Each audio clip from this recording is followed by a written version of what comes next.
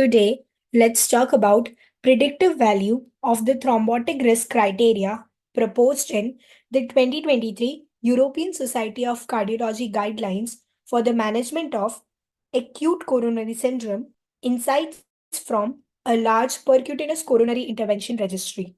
Coming to the aim to assess the value of the thrombotic risk criteria proposed in the 2023 guidelines of the European Society of Cardiology for the management of acute coronary syndrome to predict the ischemic risk after percutaneous coronary intervention.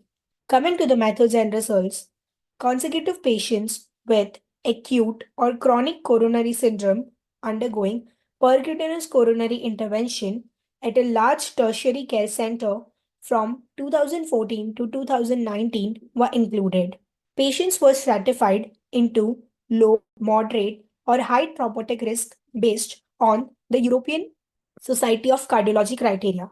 The primary endpoint was major adverse cardiovascular events at 1 year, a composite of all cause death, myocardial infarction, and stroke. Secondary endpoints included major bleeding. Among 11,787 patients, 2,641 were at low risk, 5,286 at moderate risk, and 3,860 at high risk.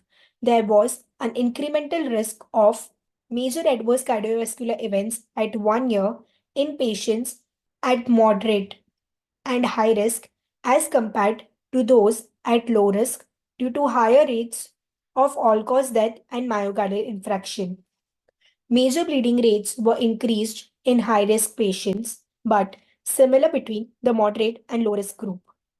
To conclude, the thrombotic risk criteria of the 2023 European Society of Cardiology guidelines for acute coronary syndrome enable to stratify patients undergoing percutaneous coronary interventions in categories with an incremental 1 year risk of major cardiovascular events. However, their overall predictive ability for major adverse cardiovascular events is modest. Further studies should confirm the value of this criteria to identify patients benefiting from an extended treatment with a second antithrombotic agent.